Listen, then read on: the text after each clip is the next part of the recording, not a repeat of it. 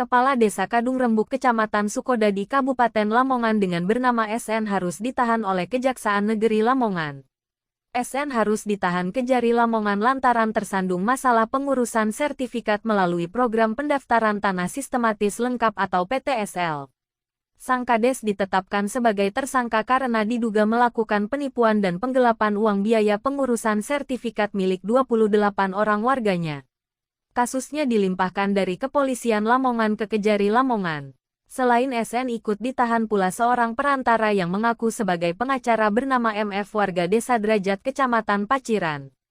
Kasipidum Kejaksaan Negeri Lamongan Agung Rohaniawan mengungkapkan SN dan MF ditetapkan sebagai tersangka karena diduga telah melakukan penipuan dan penggelapan uang biaya pengurusan sertifikat milik 28 orang warga desanya sebesar 70 juta rupiah.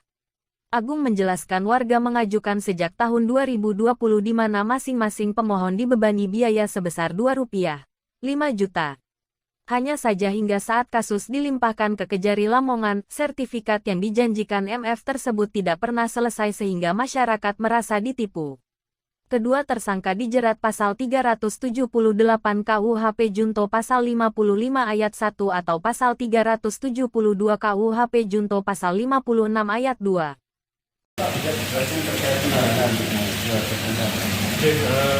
kami melakukan tahap 2 pertemuan tersangka dan barang bukti terhadap 2 orang atas nama Haji Sunardi bin Almarhum Sarno dan Muhammad Fauzan bin Almarhum Akan yang hal ini dilakukan penahanan di Polres Lamongan.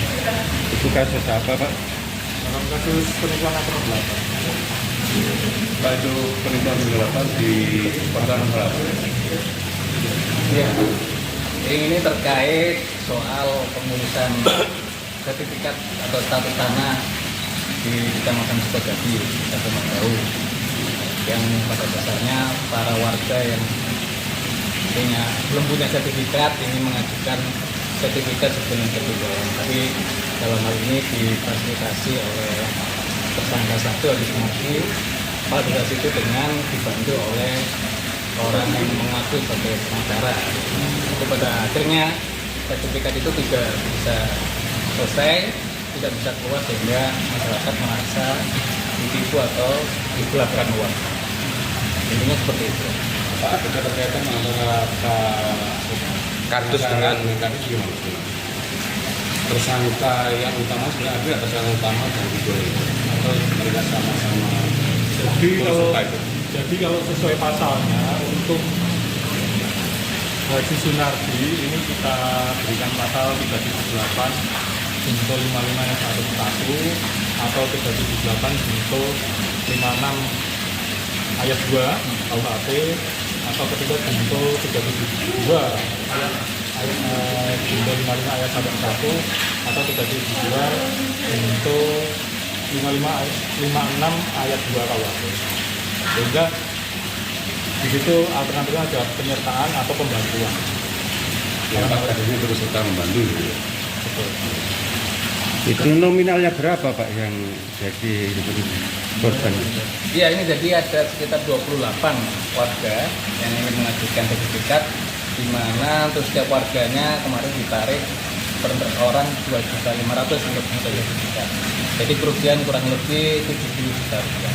Jadi untuk 28 bidang. Dari 28 warga yang mengajukan masing-masing per orang ditarik biaya 2.500.000 melalui pengacara yang tadi disampaikan bukan seorang pengacara yaitu Pak Fauzan. Itu tidak satu pun terwujud, Pak, gagasannya. Tidak satu pun terwujud. Tidak ada, Pak, karena itu kan seharusnya melalui PTSL, tapi dalam hal ini difasilitasi oleh orang yang bukan kewenangannya. Sementara itu penasehat hukum tersangka SN, Muhammad Ridwan mengatakan kliennya tidak menikmati uang sedikit pun dari warganya tersebut. Pasalnya uang sebesar 70 juta rupiah itu diberikan kepada tersangka MF sebagai orang yang sanggup menguruskan sertifikat yang diajukan warganya. Sebenarnya uang tersebut ada pada tersangka MF karena Kades sebagai perangkat desa yang harus melayani apa yang diajukan oleh masyarakat terkait pengurusan sertifikat melalui PTSL. Terkait nasib kliennya, Ridwan mengaku akan mengambil sejumlah langkah hukum untuk membela sang Kades. Langkah hukum tersebut diantaranya adalah akan mengajukan penangguhan penahanan terhadap kliennya. Mas, terkait perkara kades yang datangani klien Anda gimana tuh sejatinya? Gimana itu ya? Ya, terkait dengan perkara klien yang Anda tangani gimana sejatinya? Ya kalau buat saya kades ini juga termasuk korban ya, Pak. Korban. Jadi nanti kita upayakan semaksimal mungkin ya sama ketentuan hukum yang berlaku. Karena dia sebagai kepala pemerintah di desa, ada warga yang ingin mengurus sertifikat berkaitan sama tanah negara, ya, dimintain warga, otomatis dia juga menjalankan pelayanan tersebut gitu lah ya. Nah, persoalan akhirnya belum ada aturan juknis yang jelas tadi itu, dia hanya mencari orang yang mampu untuk melakukan tersebut ya. Dan ternyata dalam pelaksanaannya tidak sesuai sama harapan. Nah, dalam hal ini kades buat kita juga termasuk korban. Korban oleh siapa? Korban oleh Tersangka siapa? tersangka Fauzan, tersangka Fauzan. Fauzan sendiri itu posisinya itu apa sih, Pak? Fauzan Perannya? itu biasanya sebagai orang-orang yang ngurusin SAM itu loh, untuk biro jasa di situ. Setahu saya di situ. Calo, setahu saya itu calo. Makelar ya? Makelar. Pak, kalau boleh tahu Pak Kades dijerat pasal berapa, Pak?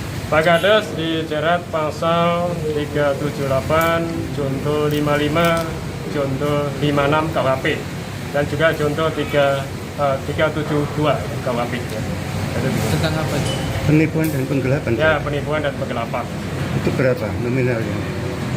Mengenai nominalnya, yang jelas Pak Kades ini sama sekali nggak menerima duit ya, karena warga yang awalnya mengurus tanah tersebut itu memang ada yang ordinir ya, ada yang ordinir, masing-masing bidang itu 2,5 juta dengan jumlah 28 bidang, dan itu semuanya uang dititipkan ke Fauzan, dikasihkan ke Fauzan, dan Pak Kades sama sekali tidak menerima uang tersebut.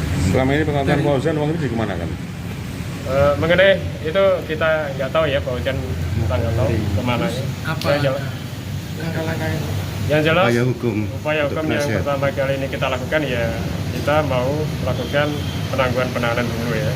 Kita melakukan penahanan dulu karena ini sebagai public figure, sebagai kepala pemerintahan desa masih banyak hal yang memang perlu diurus di sana ya.